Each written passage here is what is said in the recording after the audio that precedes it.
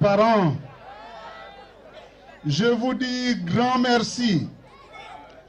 Je vous dis grand merci pour vous être déplacés aussi nombreux pour venir nous accueillir et pour venir nous écouter.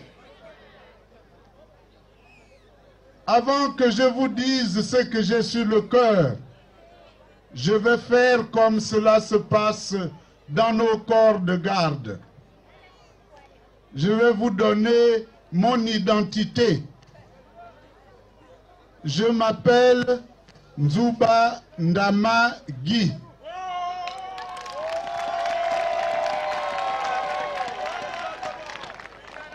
Je suis né de feu Paul Ndama, qui était un d'Ibamba Diabakanya.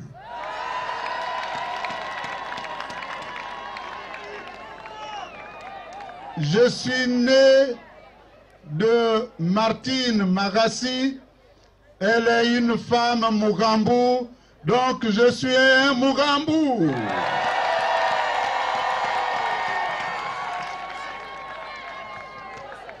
Je suis donc un Gabonais authentique.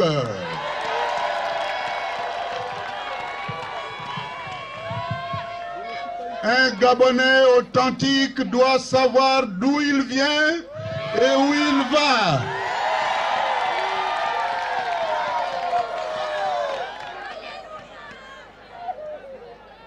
Ceci dit, mes chers parents, la vie politique, c'est comme la vie dans un mariage. Dans un mariage, vous êtes deux, un homme, une femme. Dans la vie politique, vous êtes aussi deux, un homme ou une femme avec un parti politique, avec à sa tête un chef.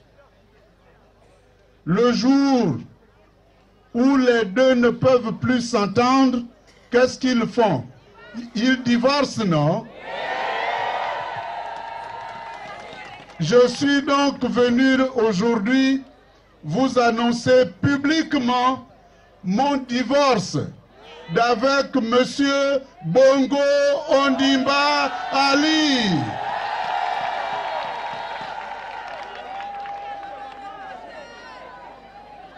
J'ai divorcé pourquoi? Comme vous le savez, en 2009, j'étais parmi ceux qui avaient soutenu sa candidature pour qu'il soit président de la République. Nous l'avions soutenu parce qu'il avait promis qu'en 7 ans, il devait transformer notre pays. Il devait nous faire des routes carrossables en toute saison. Il devait nous construire nos hôpitaux, nos dispensaires et les équiper en médicaments. Il devait nous amener l'eau et l'électricité partout. Il devait construire chaque année 5000 logements. Il devait améliorer notre système éducatif qui est malade aujourd'hui parce que chaque année, les enseignants sont en grève. Mais les enseignants sont en grève à cause de M. Bongo Ondimba Ali et de son gouvernement qui ne respectent pas leurs engagements vis-à-vis des enseignants. Devant tout cela, quand on lui a demandé le bilan de tout ça, nous étions surpris parce que nous étions 4 ce jour-là. Il nous a dit qu'il avait un bilan positif. Mais le bilan positif comment? Il commence une route. La route Kulamutu, pas Kulamutu, la route Mouila-Ndende. Elle n'est pas achevée. Il entame une autre route, Ndende-Chibanga. Elle n'est pas achevée. Il prend une autre route, Tchibanga. Il avait d'abord commencé par Tchibanga, Mayumba. Depuis 6 ans, on n'a pas réussi à finir 100 km. Il prend là-bas au sud-est, il prend Mikuyi, Carrefour Le Roi. On a fait seulement 16 km sur 200 et quelques kilomètres. Il a dit qu'on devait avoir l'eau et l'électricité. Il nous a promis le barrage de Fédeux dans le Wellington. On n'a rien vu. Il a promis le barrage de chute de l'impératrice. On n'a rien vu. Avec tout ça, il ose nous dire que son bilan est positif. Moi, quand j'ai vu ça, j'ai dit, oh, Djadjiko, au four, hein?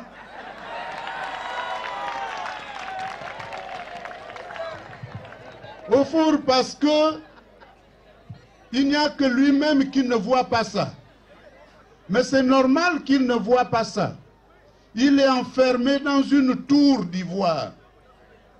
Dans sa tour-là, il y a juste un petit trou. Dans ce petit trou-là, il n'y a que 2 personnes qui rentrent là-dedans pour lui dire ce qui se passe dans le pays. Ce sont ces étrangers à Krombessi et Liban. Ceux-là lui disent, Monsieur le Président, le pays va bien. Et il y a quelques Gabonais aussi qui jouent ce mauvais rôle-là. Alors c'est pour cela que moi j'ai dit, je ne peux pas continuer à soutenir une politique qui va contre les intérêts du Gabon.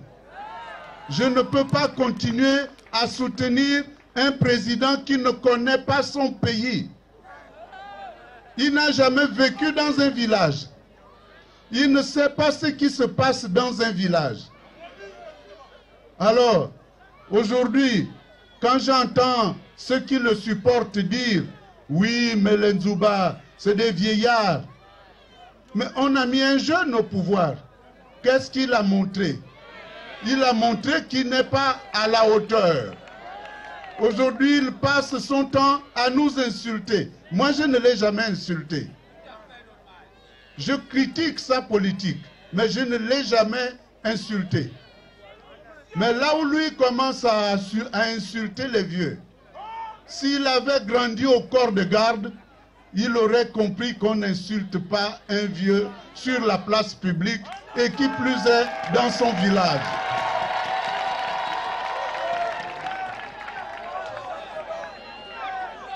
Parce que ça, c'est une malédiction qui va s'abattre sur lui-même. Alors, chers parents, devant tout cela, donc j'ai décidé de le quitter. Et j'ai décidé de me présenter à l'élection présidentielle contre lui. Contre lui, et je vous propose une politique. Cette politique se définit par Gabon d'abord. Gabon d'abord, je dois rendre hommage à son propriétaire, à l'initiateur. C'est le président Léomba qui l'avait lancé en 1960.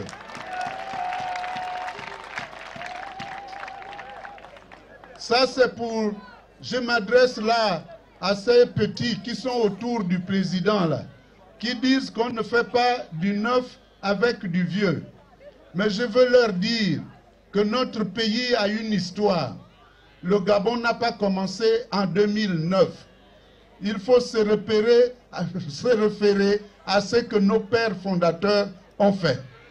Gabon d'abord, ce sera ma nouvelle politique. Gabon d'abord, c'est d'abord pour dire que nous devons être fiers d'être Gabonais.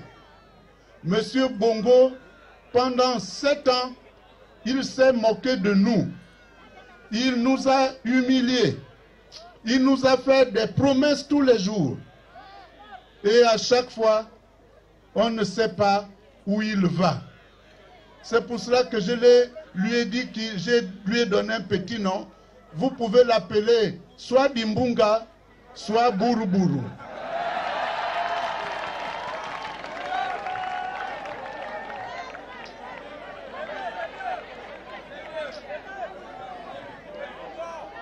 Gabon d'abord, c'est pour que les Gabonais sachent qu'ils sont chez eux. Que tu habites Mouabi, que tu habites au Yem, que tu habites au Vent, Makokou, ou bien à Kieni, ou au Konja, ou Kulamutu, tu es avant tout Gabonais. Quelle que soit la partie du territoire où tu vas, tu es chez toi. Gabon d'abord n'est pas dirigé contre les étrangers. Ce n'est pas dirigé contre les étrangers. Nous avons toujours accueilli les étrangers chez nous. Mais quand l'étranger vient chez nous, il doit nous respecter. Ce n'est pas le cas aujourd'hui. Depuis que M. Bongo Ondimba Ali a nommé son directeur de cabinet, il ne respecte plus les Gabonais. Gabon d'abord, c'est un programme politique. Je ne vais pas m'étendre là-dessus parce que c'est la classe politique qui se réunira pour apporter toutes les réformes qu'il convient dans notre constitution.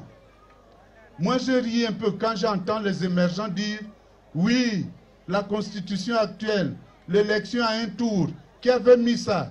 C'est Nzou Bandama, qui était président de l'Assemblée nationale. C'est lui qui avait fait ça. » Oui, c'est exact que c'est moi qui avais pris la proposition de loi.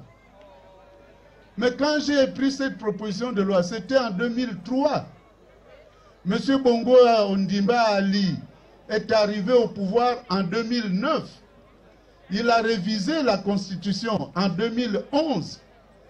S'il avait trouvé que ça c'était mauvais, pourquoi n'a-t-il pas modifié ça? Je lui renvoie la balle. Donc s'il a gardé ça, c'est parce que ça l'intéressait. Alors ce n'est pas la peine qu'il m'utilise ça comme argument, mais ça changera parce qu'on ne peut plus accepter qu'aujourd'hui, un Gabonais puisse être président de la République pour toute la vie. C'est un poste réservé à tous les Gabonais qui seront capables d'assumer cette responsabilité.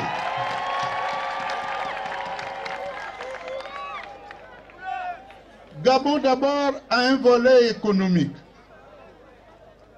Nous aurons à proposer une réforme de nos régions pour faire de nos régions des véritables pôles de développement économique et social, si ce n'est culturel. Parce que les présidents de régions seront élus et l'État mettra à leur disposition un pourcentage de son budget pour pouvoir accomplir le développement dans leur région.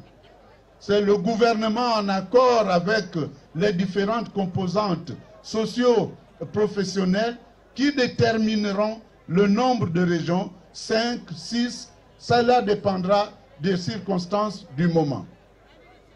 L'autre volet économique, c'est que l'argent du Gabon doit profiter aux Gabonais. Cet argent, entre 2009 et 2015, jamais le Gabon n'a eu autant d'argent que depuis que M. Bongo Ondimba Ali est au pouvoir. Mais qu'est-ce qu'il a fait de cet argent? Les routes ne sont pas faites. La santé, n'en parlons plus. L'école, il n'y a pas une seule école qui a été construite depuis qu'il est là. Donc, il faut qu'on nous dise un jour où est passé cet argent. Donc, notre argent doit servir à la construction des écoles, doit servir à l'amélioration du cadre de vie. Dans une ville comme Mouabi, le réseau routier est complet, les voiries sont complètement dégradées. Chaque année, il fait semblant de dire « on va arranger ceci ». Une fois qu'il a tourné le dos, il dit « ouf, je m'en fous ». Alors, puisque lui, il s'en fout, nous aussi, nous allons nous foutre de lui. C'est pour cela que dans le cadre de ce Gabon d'abord, nous voulons une justice plus juste, une justice indépendante, Aujourd'hui, les magistrats sont sous la coupe du président de la République. Il faut mettre un terme à cela. Sur le